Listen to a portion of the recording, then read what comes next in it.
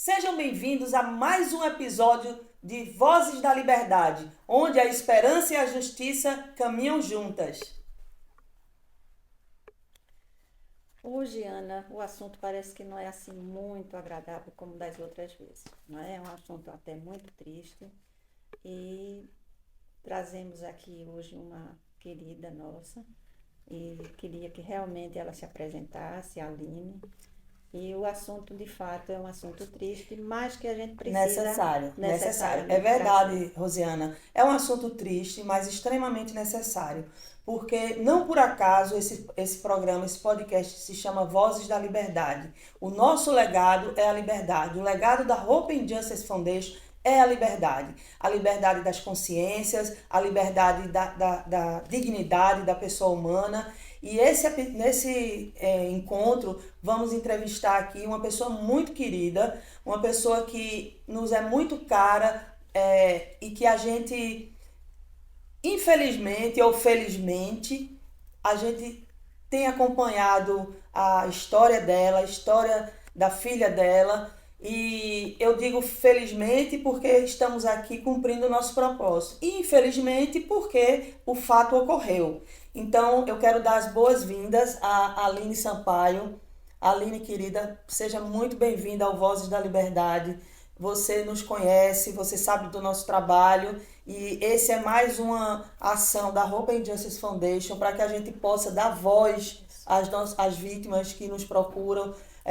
A doutora Rosiana, que é a pessoa que cuida do aconselhamento familiar também aqui, que está como co-host nesse podcast e acompanha muito bem também o seu caso. Seja bem-vinda e... Muito obrigada, para mim é uma honra estar aqui com vocês. Apesar do assunto ser tão delicado, mas ser tão necessário, para mim é uma honra hoje poder caminhar com vocês, poder também ser uma auxiliadora em outros casos, né? Porque a gente entende que não acaba só na situação e no caso da minha filha, né? A gente acaba se envolvendo emocionalmente e acaba se envolvendo nessa causa, É né? verdade. Que é tão importante, precisa ser discutida. É verdade. Aliás, doutora, o caso, para que vocês saibam, o caso da filha da Aline foi a mídia, foi à tona, a imprensa, se tornou um caso de grande repercussão, porque havia uma necessidade estratégica para isso.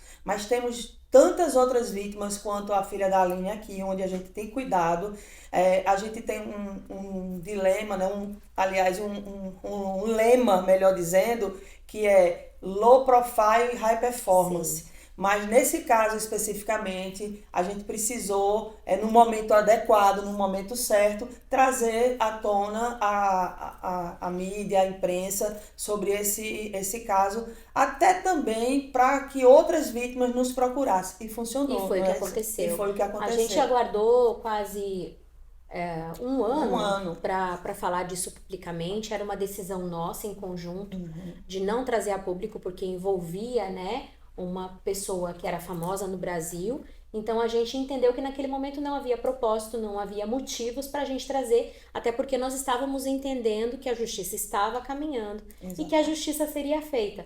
E nós tínhamos entendido naquele momento que se tornaria público quando viesse a prisão do acusado. Isso seria inevitável. Inevitável. Então a gente caminhou tranquilamente aguardando que a justiça estava caminhando e que ela seria feita. Quando nós percebemos que a justiça falhou e quando nós percebemos que as nossas testemunhas, as pessoas que estariam ali dispostas a colaborar e que sabiam a respeito do caso, retrocederam, nós entendemos então que era momento da gente trazer isso à mídia. E aí, com a ajuda e com o apoio popular, a gente acabou descobrindo uma outra vítima do mesmo acusado e que trouxe mais força ao caso, Força né? ao caso, exatamente. A doutora tem alguma pergunta?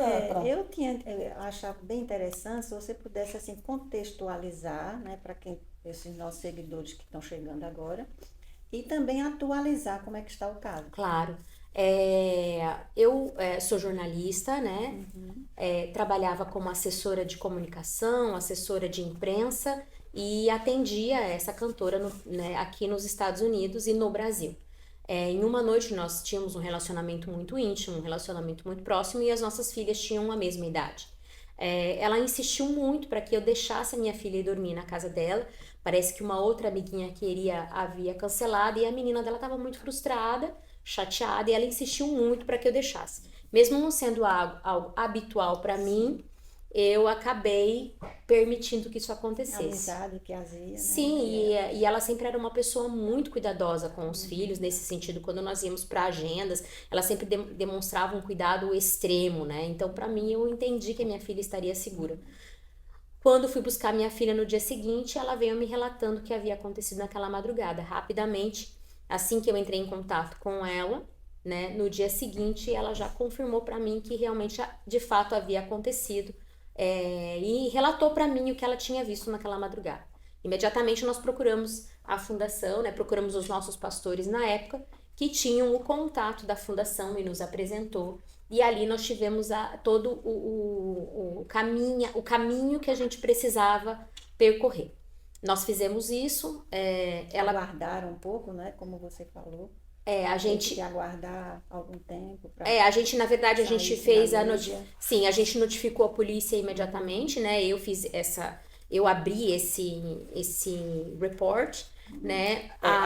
Desculpa, Aline, a fundação tem o seguinte procedimento. Quando as vítimas nos procuram, a gente que é um caso desse, um caso que é um crime que a gente precisa denunciar, a gente faz a denúncia, a própria fundação, porém a gente orienta para que as vítimas também façam, ou as testemunhas, as pessoas que presenciaram, envolvidas, elas façam também, não somente a fundação. E o que é que a gente faz por essas pessoas? A gente ajuda para que elas façam a denúncia, tradução, a orientação, a quem procurar. Então, quando a Aline buscou a fundação, junto com a pastora Juliana Subirá e com a Heloísa, nós orientamos que elas deveriam fazer o reporte policial, independente de que a gente fizesse ou não. Mas a gente sempre faz. É lei, e ainda que não fosse lei, eu faria. Eu lembro de você mencionar, na conversa que nós estávamos todos nós, da Patrícia Martim, na verdade,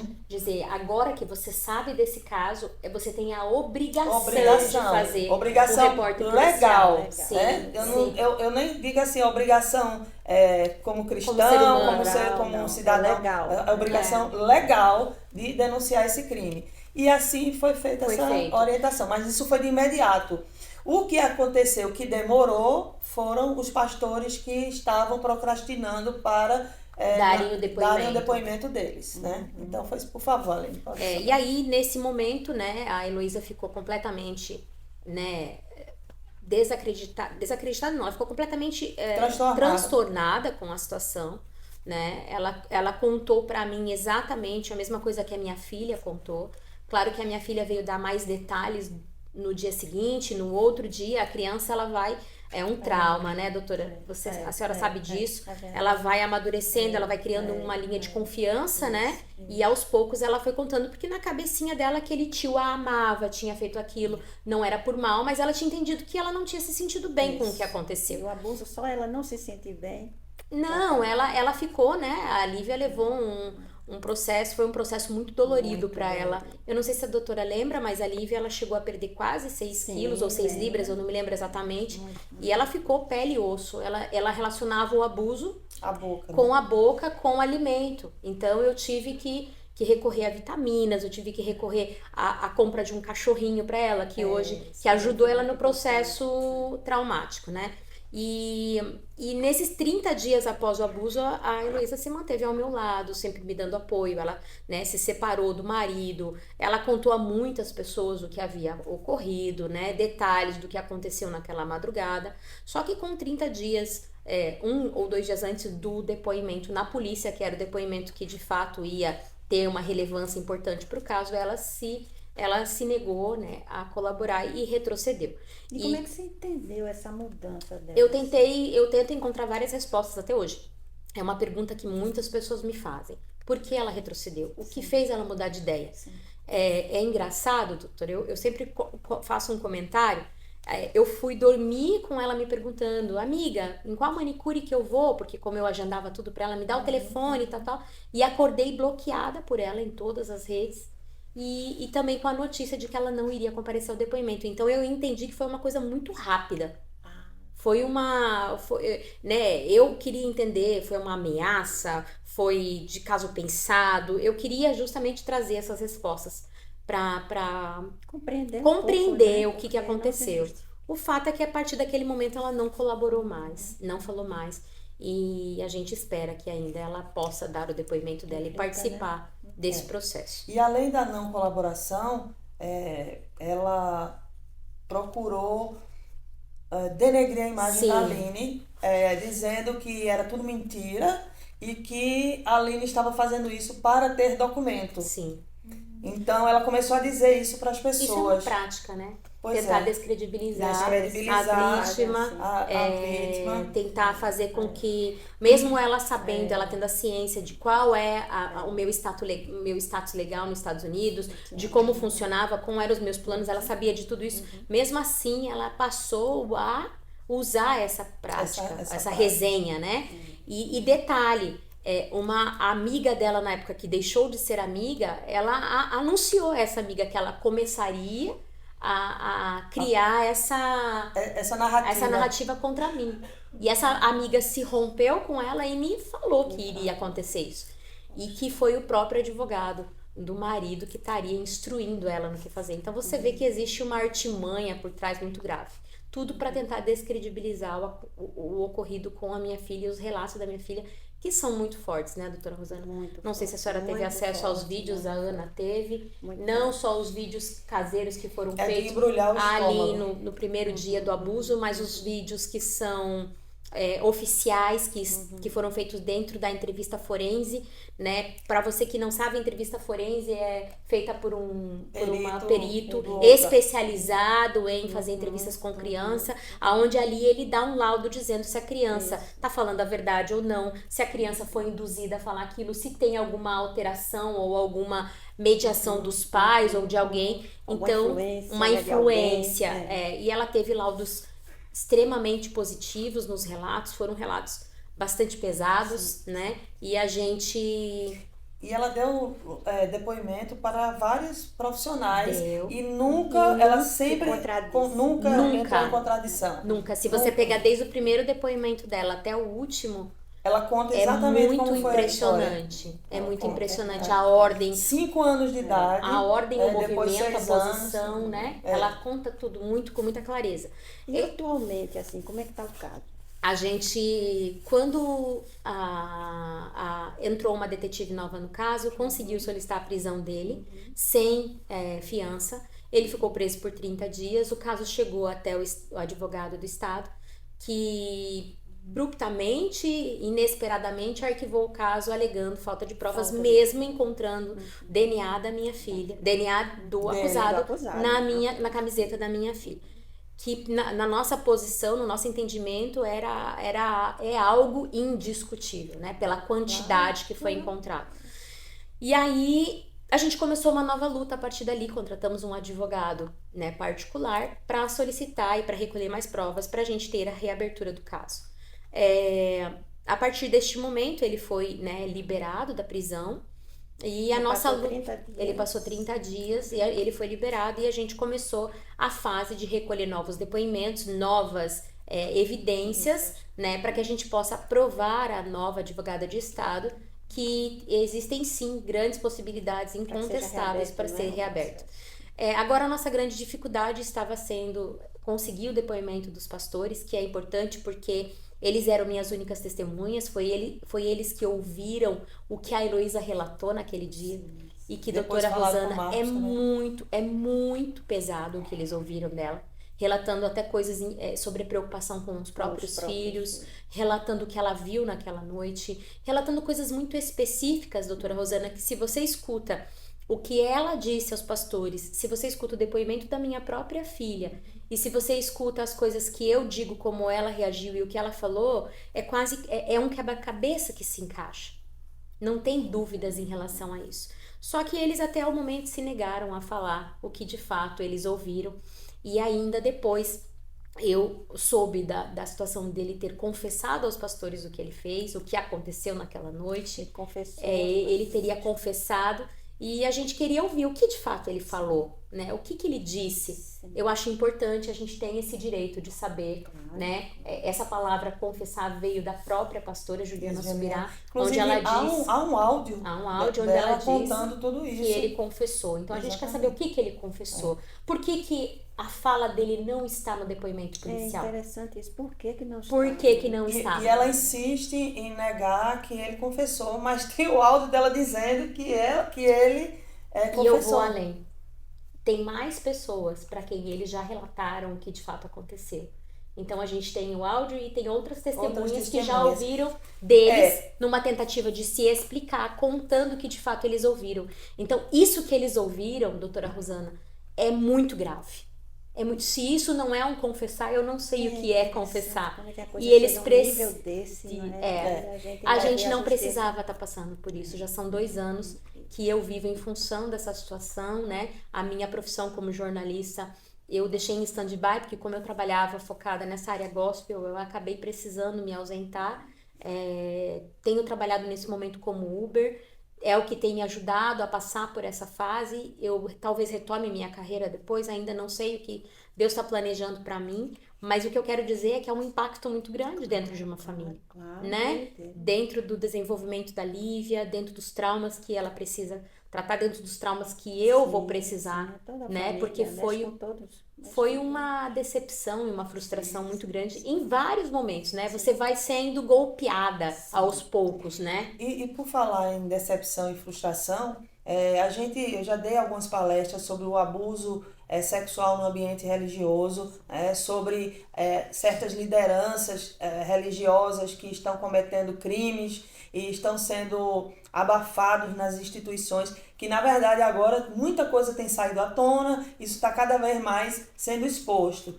Entretanto, como é que você, frequentando a igreja Alcance, você é membro da igreja, dizimista, né? Sendo acompanhada pelo pastor Paulo Subirá, a gente tem que dar nome às pessoas, porque de fato isso é um tema público, já não tem o que...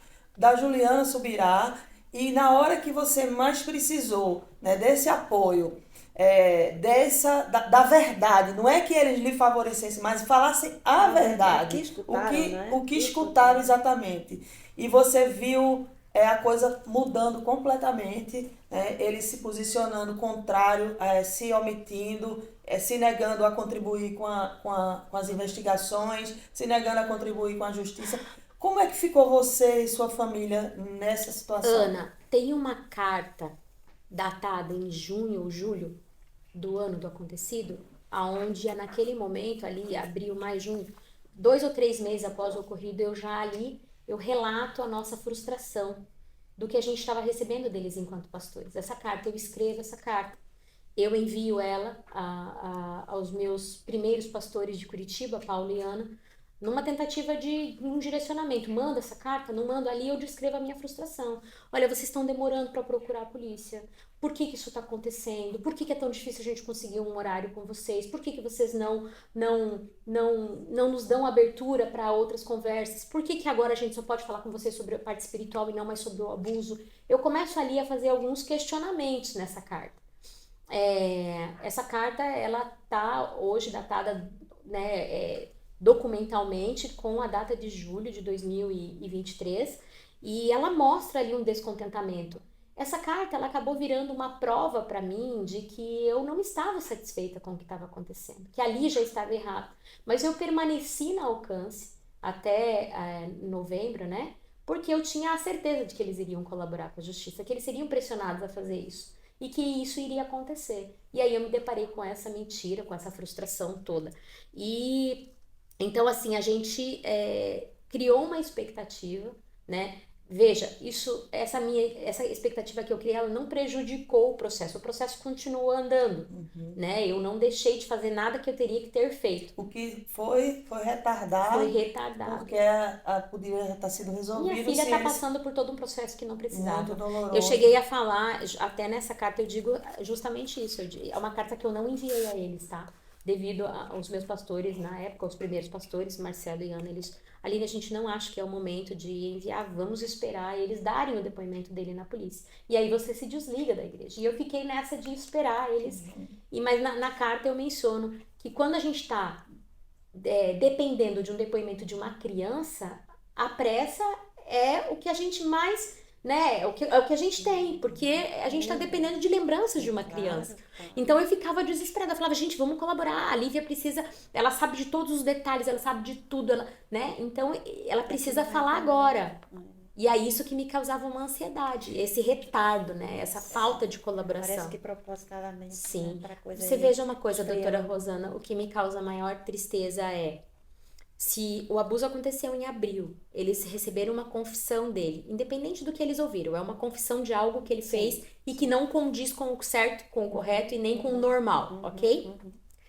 Fez essa confissão na semana seguinte, né? Eles deveriam ter procurado a polícia imediatamente, ter relatado o que eles Porque a lei ouviram. exige, né, que seja Olha- Não, e detalhe, nós da Fundação, nós insistimos, eu pedia para que a coordenadora do departamento de counseling conversasse várias vezes com a Juliana Subirá, para que elas fossem a polícia. Vocês têm que, cuidamos de um outro caso dela, da Juliana, e todas as vezes que ela vinha à fundação, eu dizia, pastora Juliana, já procuraram a polícia? Não, procurem a polícia, vocês tudo têm que que vocês procurar, sabem. contem tudo que vocês sabem, vão lá. Não, a gente tá vendo, mas a gente vai. Depois de 6 meses foi que eles foram, não foi isso? 6 meses, quase uns 6 meses que eles foram, porque arrumaram um advogado. Olha, Eles se demoraram você muito tempo. não tem nada a temer, se você não tem problema com justiça, se você não está errado, se você não cometeu crime, ao contrário, você vai denunciar um crime ou um suposto crime para ser investigado. Qual o temor que tem? Por que precisar de um advogado para chamar e a polícia e dizer, olha, eu ouvi isso, já, inclusive isso está escrito na fundação que eu procurei, foi dito lá na fundação. Então, assim, eu vou perguntar a vocês, nossos telespectadores, o que é que vocês acham? Por que esses pastores estão obstruindo, dificultando e não estão trazendo a verdade? Qual a opinião de vocês? Quem não conhece o caso ainda, pesquisem nas redes sociais que vocês vão ter toda a história do caso, vários podcasts, várias reportagens, enfim, o caso está bem divulgado. Então, coloquem aí nos comentários, nos nossos comentários, deem um like aí, ative o sininho de notificações para que vocês possam receber novas entrevistas, então, e respondam, o que é que você acha que aconteceu para que esses pastores não procurem a polícia para falar a verdade? Falar o que eles de fato falaram e que eu sei, que a Aline sabe e que está escrito também na documentação que eles prepararam. Então, o que é que você acha, doutora? É exatamente isso que a gente tem que saber, né? Qual é o motivo, né? Por que essa demora e não falam aquilo que eles já sabem. E já falaram Porque para eles outras pessoas. Isso, já falaram E já falaram para outras pessoas. Né? Então, a gente realmente gostaria muito, né, de entender o que é que está por trás disso. Agora, uma coisa eu digo, a verdade, ela sempre vai prevalecer. Demora, mas ela aparece. Ninguém consegue abafar a verdade. Um dia ela vai aparecer e a pessoa vai responder. Realmente, Aline, é triste demais. A gente escuta esses relatos e fica com o coração apertado, né? Mas tem que ser dito, né? Como você Exato. traz realmente. Tem que trazer luz, né? Trazer luz. Exato. E em relação a Heloísa, como é que ficou? Vocês eram amigas? Como é que ficou A gente essa tinha, situação? doutora Rosana, uma relação de amizade muito íntima, né? Foram anos ali de trabalho, nós viajávamos nos Estados Unidos todo fazendo agendas, fazendo, né, conhecendo igrejas e servindo o ministério. E para mim, no começo, eu não esperava outra atitude dela. Quando eu vi que ela se posicionou, né, contra o próprio marido, porque ela entendeu, né? Ela viu que o abuso aconteceu, dentro dos relatos daquilo que ela presenciou na madrugada, ela falou, Aline, eu não tenho dúvida. Eu lembro de uma frase que ela falou pra mim, assim, meu marido abusou da sua filha. Ela falou exatamente isso. Então, pra mim, quando ela se posicionou daquela forma, era o que eu esperava dela. E depois a gente se falava diariamente, ela chorava muito, sempre muito triste, chateada, né? Ela colocou o marido para fora no dia seguinte, né? E ela dizia para mim, não me abandona, alguma coisa fica me falando que vai chegar uma hora que você vai se virar contra mim. E eu tenho até áudios, né, que foi divulgado, ela falando isso para mim. Então você via ali que ela ainda ela tinha entendido que era o momento dela romper, porque ela tinha um relacionamento abusivo com ele era uma pessoa completamente abusiva com ela, não dava honra a ela pelo ministério dela, nem pela carreira dela. Então ela estava ali no momento de romper, ela tinha entendido que era a oportunidade dela mesmo de se posicionar ao lado da verdade e de também romper dentro daquele relacionamento abusivo. É outra coisa que a gente não entende, né? É. Como é que de repente voltam, não é? A gente já estava falando há algum tempo sobre esse romper dela com o esposo. Era algo que ela já estava planejando, né? Ela já tinha isso em mente, ela entendia que não tinha mais como continuar dentro desse relacionamento abusivo. Muitas pessoas que conviviam com ele já percebiam que isso estava chegando no limite realmente. Então, quando aconteceu a situação da Lívia, ela viu que e outra, ela já sabia dos outros casos. Né, então doutora? ela já Tinha, sabia já dos Interessante, sabia. doutora, que nos outros casos o mesmo modus Mesmo. operandi acontecia. Fala um Ela- pouquinho desses outros casos, que quem entrou agora talvez não tenha assim muito. Quando nós colocamos o caso público, surgiu o caso da Josiane, que foi, né, abusada sexualmente por ele quando ela tinha 25 anos, e ela também era assessora Mas da aonde Heloísa. foi esse Foi em abuso? Curitiba. Ah, em Curitiba. Em Curitiba. Ele drogou ela, né? Ela foi drogada e acabou sendo. Foi documentado, ela foi ao médico, o médico avaliou. Mas o interessante é que esse médico que avaliou ela foi um médico particular pago pela Heloísa. Então a gente ainda não conseguiu ter acesso à documentação, a gente está aí, né? Como é que ela surgiu aí? Ela Josiane? viu A a repercussão do repercussão do caso e aí ela, eu também sou uma vítima. E aí também surgiu uma outra vítima que a gente não pode falar, a gente não tem autorização. Não temos. Porque existe uma outra vítima, mas a gente ainda não pode Ainda não falar pode. sobre isso. Então, pra gente foi assustador, né? Eu me sentia assim, eu falei, não, gente, jamais se eu soubesse que existia outra vítima, jamais eu não teria tido nem contato com ele, muito menos deixar minha filha ir até a casa dele. Muita gente, olhando para esse caso, se surpreende com o envolvimento tão forte da fundação dentro desse caso. E eu tento explicar às pessoas. Não é porque a Ana acreditou somente na minha palavra, é porque a Ana participou efetivamente dentro desse caso. Exato. Entendeu? Acompanhei todo Ela o escutou, escutei ela escutou tudo. as vítimas, ela escutou a Acompanhou. própria Heloísa, ela escutou os pastores, ela escutou outras vítimas, ela acompanhou a investigação policial. Toda. Então não é assim, eu decidi que eu vou ficar porque é um caso. Não, você teve exatamente. uma participação efetiva e aí você disse não. E outro detalhe, até por uma questão da fundação ter essa questão da confiabilidade, da credibilidade. Exato. Teve coisas que a Ana ouviu da Heloísa que eu não fiquei sabendo. Exatamente. Eu só fui saber depois, agora quando o caso foi arquivado, que daí então os documentos são abertos. Abertos, exatamente. Antes eu não fiquei sabendo. Exato. E quando eu soube, eu falei, meu Deus, agora eu entendo, né, a revolta da Ana no envolvimento desse caso. Uma vez que, além de ser a nossa responsabilidade enquanto instituição, de lutar por essas vítimas, eu costumo dizer, a gente não entra em nenhum caso aqui que a gente não tenha convicção de que esse caso realmente é verdade. Então, por isso a gente tem uma equipe interdisciplinar, onde a gente analisa caso por caso, situação por situação, antes que a gente realmente abrace a questão. Então, existe todo um critério, né, rigorosíssimo para que a gente possa colocar a nossa chancela no caso, colocar a nossa credibilidade e colocar o meu como profissional, como advogada que sou, que luta por justiça, como sobrevivente que sou. Eu não posso me calar diante de uma injustiça e principalmente de um crime. Então, chegou, a gente recebe a denúncia, muitas evidências, tudo muito. Por isso que eu falo sem medo, porque o que eu falo, eu provo. Então, assim, Ninguém vai me calar diante desse caso. E aí, mesmo com algumas tentativas aqui e acolá, né, de calar a voz da vítima, a vítima sempre terá voz através da fundação. E nós compramos essa luta, nós fazemos parte disso.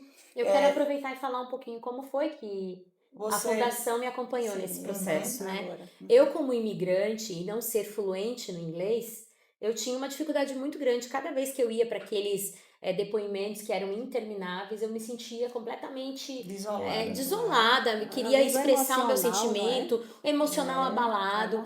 E quando eu entendi que a fundação poderia me dar todo esse suporte, me deu prontamente, para mim foi um alívio. Eu nunca vou me esquecer, doutora Rosana, a primeira reunião que eu tive com o detetive e com a tradutora da fundação me representando, eu saí daquela reunião com uma outra visão de tudo, porque eu pude perguntar tudo que eu queria, ela conseguiu traduzir, conseguiu transcrever o meu sentimento, como eu... Que é difícil, né? É muito difícil, é muito difícil. Então, para mim, naquele dia, eu entendi o quanto a fundação é indispensável, né? Eu nem tô mencionando o fato da terapia que a gente teve aqui, o acompanhamento que a minha filha teve aqui, quando teve alta no estado que ela veio para cá, continuou com atendimento aqui.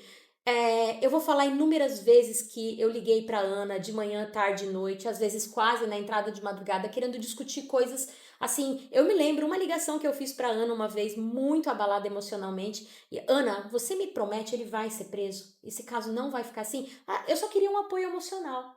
Eu falava, Ana, como é que tá? Ana, isso. Ana, o que significa essa palavra? Porque às vezes são palavras, são termos que o advogado me liga e fala alguma coisa, eu não entendo, e ela já prontamente pela vivência. Então, ter a fundação dentro desse processo ao meu lado fez toda a diferença. E é por isso que eu quero dizer a você, se você é uma vítima, né? Se você conhece uma vítima de abuso sexual infantil, de tráfico humano, violência doméstica, procure a fundação.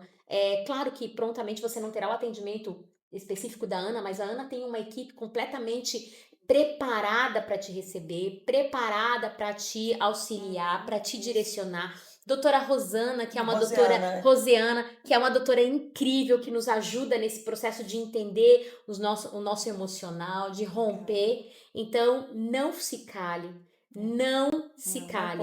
E veja, mesmo que você não é uma vítima, mas sabe de uma vítima, você tem a obrigação de denunciar.